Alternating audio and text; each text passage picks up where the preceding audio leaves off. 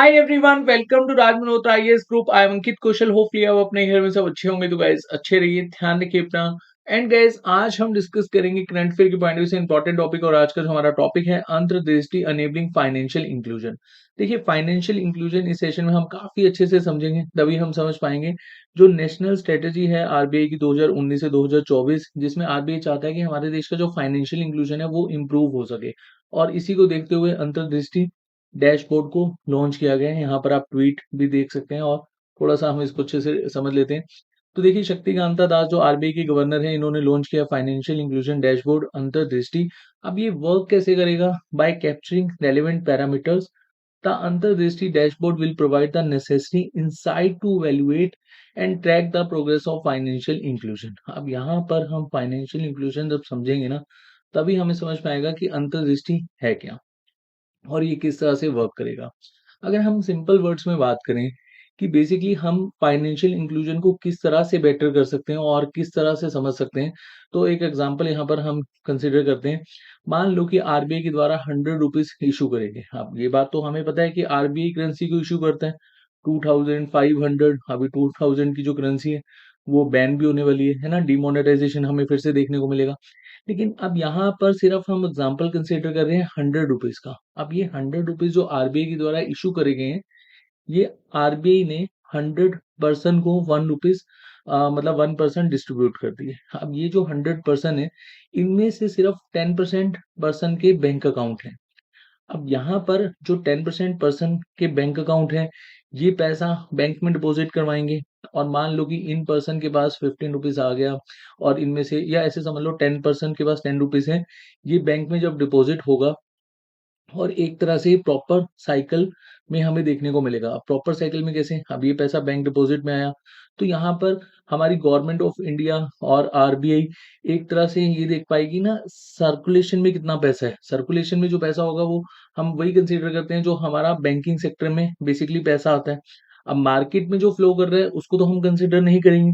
तभी यहाँ पर कहा जाता है कि जितना भी आरबीआई करेंसी को इशू करता है, वो हम किसी भी वे में अगर उसको बैंक में डिपॉजिट करवा दें, या फिर कोई पेंशन स्कीम के थ्रू, या फिर लोन के थ्रू। अब लोन के थ्रू हम कैसे, वो भी अच्छे से डिस्कस करेंगे कि फाइनेंशियल इंक्लूजन किस तरह से बेटर होता है।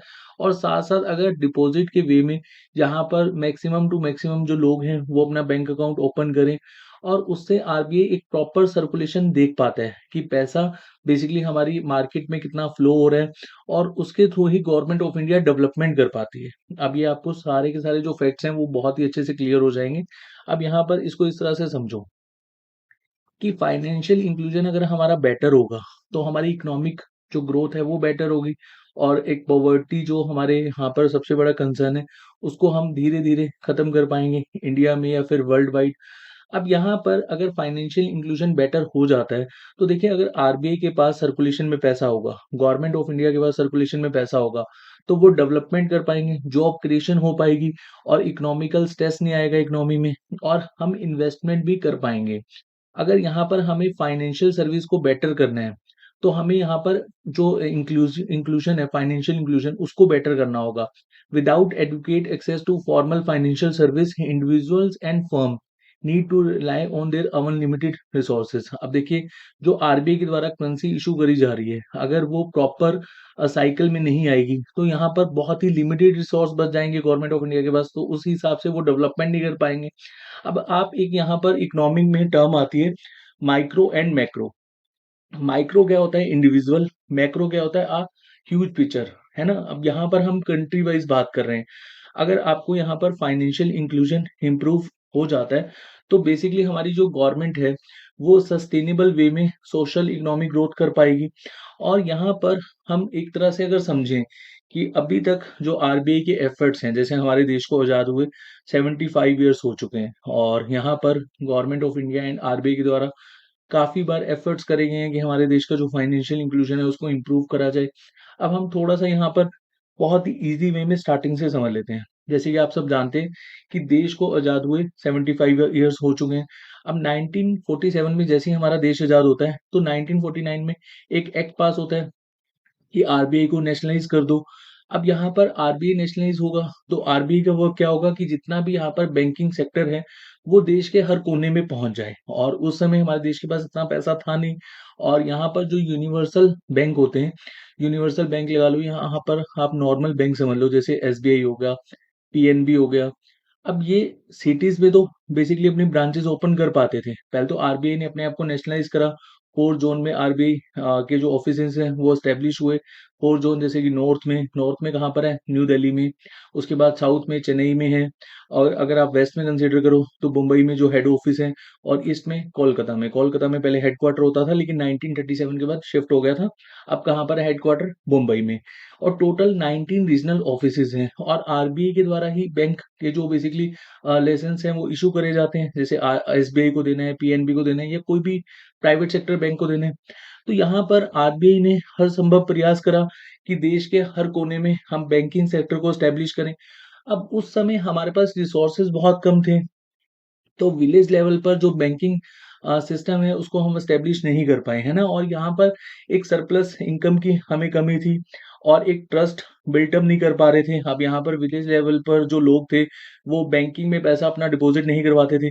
एक तो आस-पास बैंक नहीं थे और आरबीआई जो बैंकिंग सेक्टर के द्वारा जो एफर्ट्स करे गए थे, जैसे बिज़नेस कॉरेस्पोंडेंट आपको याद आ रहा होगा कि विलेज लेवल पर बिज़नेस कॉरेस्पोंडेंट वर्क करते थे। मतलब एक ट्रस्टवर्थी पर्सन को हम यहाँ पर बिज़नेस कॉरेस्पोंडेंट बना देते थे और वो 10 किलोमीटर के रेडियस में जितने भी विलेज हैं, उनके अकाउंट खोलता था और बैंकिंग यहाँ पर अपना एक्सेस दे देता था। यहाँ पर एक्सेस ऐसे सिर्फ़ और सिर्फ़ ये पैसा डिपॉज़िट करवा सकते हैं और अगर निकलवाना हो, तो यहाँ पर प्रॉपर साइन वगैरह होते थे। बिज़नेस कॉरेस्पोंडेंट फिर कभी हम समझ लेंगे, जस्ट आपको यहाँ पर एक टर्म समझनी होगी।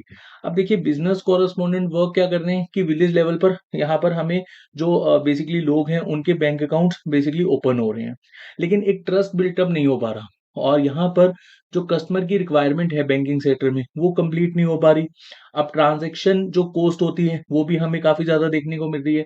डॉक्यूमेंट्स की कमी होती थी पहले and remoteness of service provider और साथ-साथ यहाँ पर जो बैंकिंग सिस्टम है उसको लेकर लोग अवेयर नहीं थे।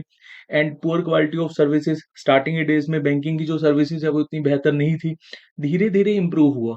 अब यहाँ पर ऐसे समझो कि विलेज लेवल पर जब आरआरबीज़ आए, रीजनल रूरल बैंक्स आए, तो यहाँ पर रीजनल रूरल बैंक में जो लोगों का ट्रस्ट है, वो बिल्ट अप हुआ और फिर आरआरबी को यहाँ पर हमने एक तरह से अम्ब्रेला ऑर्गेनाइज़ेशन के अंडर ला दिया, नबार्ड। अब नबार्ड यहाँ पर आरआरबी को अच्छे से मैनेज कर रहा था। अब यहाँ धीरे-धीरे हमने देखा कि 2008-9 के बाद हमारे देश में डिजिटाइज़ेशन का प्रोसेस आया। वैसे उससे पहले आप एलपीजी रिफॉर्म्स भी देख सकते हैं कि 1991 में आए थे, तो 1991 में जब एलपीजी रिफॉर्म्स आए, लिबरलाइज़ेशन, प्राइवेटाइज़ेशन, ग्लोबलाइज़ेशन, उसके बाद हमारे देश में जो प्राइवेट बैंक्स हैं, वो यहाँ पर ओपन होने लग गए और लोगों का थोड़ा-सा यहाँ पर ट्रस्ट बिल्ट अप होने लग गया। प्राइवेट वर्सेस जो पब्लिक बैंक हैं, उनके बीच में कॉम्पिटिशन और जो कस्टमर अवेयरनेस है, वो यहाँ पर हमें देखने को मिली। और उसके बाद अगर हम बात करें, जैसे गवर्नमेंट के एफर्ट्स होते थे कि अगर कोई पर्सन अकाउंट खोलने जाता था, तो मिनिमम 1000 या फिर 5000 इस तरह का मिनिमम अकाउंट खोलता था। तो गवर्नमेंट ने एफर्ट करा कि no frill account, BSBDA, basic saving bank deposit account, कि आप ज़ीरो बैलेंस पर भी अकाउंट खुलवा सकते हो। लेकिन ये जो ज़ीरो बैलेंस अकाउंट था, ये पॉपुलर हुआ 2014 में, जब इसका नाम प्रधानमंत्री जनधन योजना हो गया और प्रधानमंत्री जनधन योजना में हमें बहुत सारी स्कीम्स देखने को मिली, आगे हम डिस्कस करेंगे। और धीरे-धीरे अगर हम यहाँ पर देखें तो हमारी गवर्नमेंट ऑफ इंडिया और आरबीआई के द्वारा टाइम टू टाइम एफर्ट्स करे गए हैं कि हमारे देश का जो फाइनेंशियल इंक्लूजन है, उसको हम बेटर कर सकें। मतलब जो यहाँ पर लोग हैं, उनके पास जो करेंसी आरबीआई के द्वारा इश्यू करी गई है, वो बैंकिंग सेक्टर में वापस आए और उसको फिर हम डेवलपमेंट पर्पज़ के लिए यूज़ कर पाएँ। अब यहाँ पर इसको ऐसे समझो, universal access to financial services. अब universal access of financial service को आप किस तरह से समझ सकते हो? जैसे हर विलेज लेवल पर बैंकिंग सेक्टर हमें देखने को मिले, मतलब 5 किलोमीटर के रेडियस में।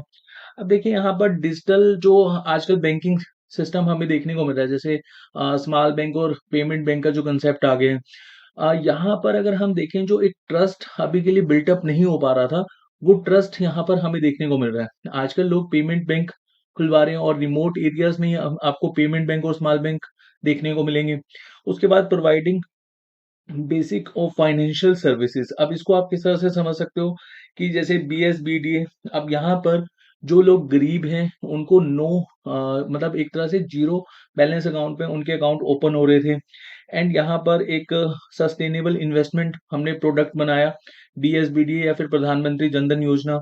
And access to livelihood and skill development. अब अगर लोगों के बैंक अकाउंट होंगे और उसमें क्या होगा कि government direct benefit transfer schemes यहाँ पर अभी के लिए जो बेसिकली जैसे कोविड-19 में हमने देखा था कि गवर्नमेंट ऑफ इंडिया ने ₹500 बैंक में सभी बैंक खातों में डलवाए, जो भी लोग गरीब थे। और यहाँ पर गवर्नमेंट ऑफ इंडिया के द्वारा एफर्ट्स करे जाते हैं, जैसे आजकल पेंशन हमारे बैंक अकाउंट्स में आती है। तो एक तरह से हम यहाँ पर अवेयरनेस जनरेट हो चुकी है। अब यहाँ पर जो अगर कोई पर्सन चाहता है कि स्किल डेवलपमेंट, तो वो यहाँ पर हमें देखने को मिलती है। और अगर स्किल यहाँ पर इम्प्रूव होगी तो डेफिनिटली इकोनॉमिकल एक्टिविटी यहाँ पर हमें देखने को मिलेगी। एंड इनकम जनरेशन भी यहाँ पर इम्प्रूव होगी।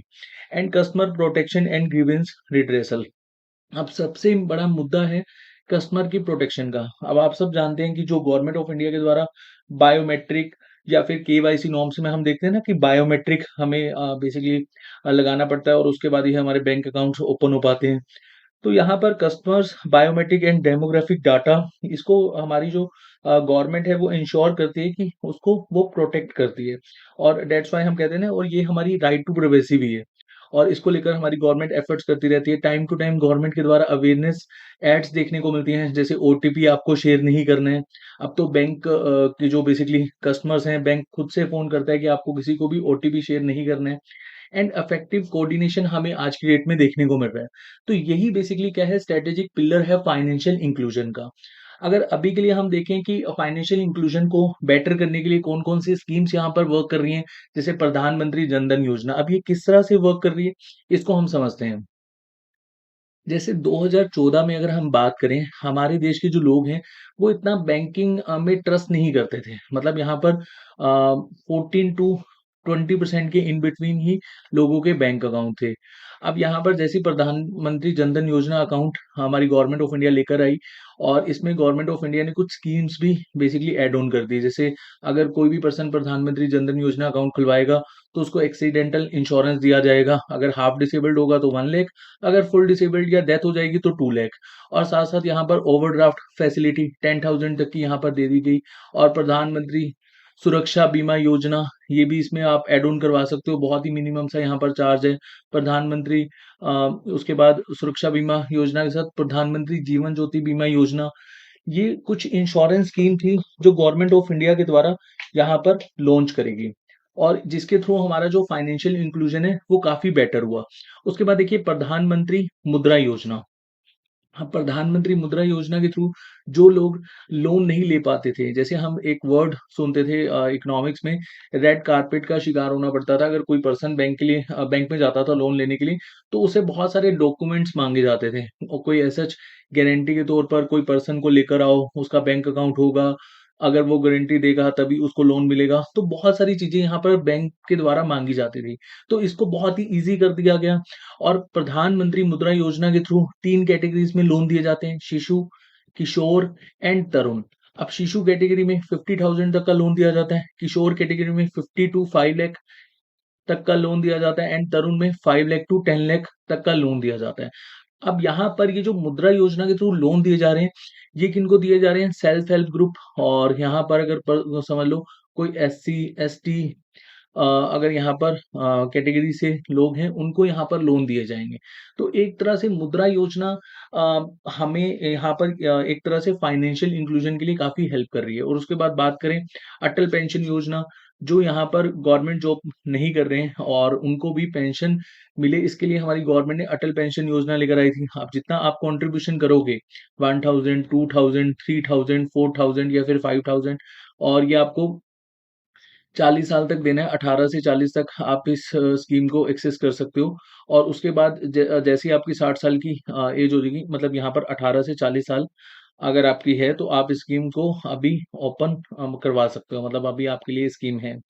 और ये जैसे ही आपकी 60 साल की एज हो जाएगी, तो आपको पेंशन यहाँ पर मिलने लग जाएगी। जितना आपका कंट्रीब्यूशन हो जाएगा, उतना ही कंट्रीब्यूशन यहाँ पर गवर्नमेंट ऑफ इंडिया करेगी। मतलब 2000 का अगर आपने कंट्रीब्यूशन करा, तो 4000 की आपकी पेंशन होगी। 5000 अगर आपने कंट्रीब्यूशन करा, तो 10,000 का आपका यहाँ पर गवर्नमेंट ऑफ इंडिया के द्वारा आपको पेंशन दी जाएगी। उसके बाद डीबीटी, डीबीटी बोले तो डायरेक्ट बेनिफिट ट्रांसफर स्कीम। अब देखिए यहाँ पर होता क्या था कि गवर्नमेंट ऑफ इंडिया बेसिकली जो पहले सर्विसेज देती थी या फिर वेलफेयर स्कीम्स प्रोवाइड करवाती थी, वो ग्राउंड पर पहुंचती थी, कई बार नहीं पहुंचती थी। उसको लेकर यहाँ पर गवर्नमेंट ऑफ इंडिया ने कहा कि जिस भी पर्सन को हम यहाँ पर वेलफेयर स्कीम्स दे रहे हैं, तो उसको हम डायरेक्ट ट्रांसफर करेंगे। जैसे इसको आप इजी वे में समझ समझ सकते हो, जो पहले पेंशन मिलती थी, विडो पेंशन या फिर जो ओल्ड एज पेंशन मिलती है, उसको government of India bank account में अब डालती है। पहले क्या होता था कि यहाँ पर पर्सन अपॉइंट किया जाता था, गवर्नमेंट कोई पर्सन होता था और जो म्युनिसिपल कॉर्पोरेशन या फिर पंचायत में जो सरपंच जीत कर आते थे, वो पेंशन को डिस्ट्रीब्यूट करते थे। समटाइम्स क्या होता था यहाँ पर करप्शन हो जाता था और इसी करप्शन को रोकने के लिए यहाँ पर डायरेक्ट बेनिफिट ट्रांसफर स्कीम में इसको जोड़ दिया गया। जैसे एलपीजी सब्सिडी है, ये अब डायरेक्ट बेनिफिट ट्रांसफर स्कीम में आपको देखने को मिलती है, आपके अकाउंट्स में डायरेक्टली आ जाती है। तो ये क्या है कि हमारे देश में जो बेसिकली अभी के लिए बैंक अकाउंट को लेकर अवेयरनेस आई है, चाहे आप बात करो स्मॉल बैंक, पेमेंट बैंक और आजकल जो डिजिटाइजेशन हमें देखने को मिला है, उसके बाद हम काफ़ी कुछ इम्प्रूव कर पाए हैं। लेकिन अभी भी फाइनेंशियल इंक्लूजन में हमें बहुत कुछ करना बाकी है। एक यहाँ पर डैशबोर्ड तैयार होगा, जिसमें आरबीआई देखा कि कहाँ-कहाँ पर हम इसको बेटर कर सकते हैं और इसी के लिए अंतर्दृष्टि बनाया गया। तो होपफुली अब आपको यहाँ पर क्लियर हो गया होगा और इसमें ना प्रॉपर ग्रेडिंग होगी 0 से 100। जो यहाँ पर अगर मान लो कि गवर्नमेंट ऑफ इंडिया और आरबीआई फाइनेंशियल इंक्लूजन 100 के नियर अबाउट कर लेगी, तो यहाँ पर बेटर फाइनेंशियल इंक्लूजन होगा। अगर 0 के आसपास होगा, तो फाइनेंशियल एक्लूजन होगा। मतलब एक तरह से यहाँ पर आपका जो फाइनेंशियल इंक्लूजन है वो बेटर नहीं होगा, ईज़ी वे में अगर हम यहाँ पर समझें। उसके बाद देखिए डिजिटल पेमेंट की अगर हम बात करें, इंडिया ने चाइना को भी सरपास कर दिया है डिजिटल पेमेंट में और रियल टाइम ट्रांज़ैक्शन अगर हम देखें तो 25 बिलियन के आसपास हमारी रियल टाइम ट्रांज़ैक्शन है और चाइना की नियर अबाउट 50 बिलियन के आसपास ट्रांज़ैक्शन है। और यहाँ पर अगर हम देखें एक रिपोर्ट के अकॉर्डिंगली कि 71% जो पेमेंट होगी 2025 के आसपास, वो सारी की सारी डिजिटल वाइज़ यहाँ पर हमें देखने को मिलेगी। देखिए जितना डिजिटल पेमेंट होगी, उतना ही गवर्नमेंट ऑफ इंडिया यहाँ पर एक तरह से डाटा कलेक्ट कर पाएगी और एक तरह से आप ऐसे समझ लो कि यहाँ पर हम प्रॉपर वे में कैलकुलेट कर पाएँगे कि कितना पैसा यहाँ पर मार्केट में फ्लो कर रहा है। तो इससे फाइनेंशियल इंक्लूजन हमारा बेटर होगा। पहले क्या होता था कि मार्केट में पैसा फ्लो होता था, लोग अपने पास बेसिकली एज़ अ डिपॉज़िट के तौर पे घर पे रख लेते थे या लोगों के बैंक अकाउंट नहीं थे। तो उस केस में हमारा जो फाइनेंशियल इंक्लूजन है वो बेटर नहीं हो पाता था। तो होपफुली आपको इस एडिटोरियल के थ्रू समझ में आ गया होगा कि अंतर्दृष्टि एक तरह से किस तरह से वर्क करेगी, है ना? और यहाँ पर गवर्नमेंट ऑफ इंडिया और आरबीआई का मेन एम यही है कि हम फाइनेंशियल इंक्लूजन को इम्प्रूव कर पाएँ और वो इम्प्रूव तब होगा जब हम बिल्कुल सही वे में देखेंगे कि हम यहाँ पर फाइनेंशियल इंक्लूजन को और बेटर किस तरह से कर सकते हैं, मतलब हमारी कहाँ-कहाँ पर कमी है। नेक्स्ट सेशन में बहुत जल्द मिलते हैं, तब तक के लिए अपना ध्यान रखिए। Thank you so much.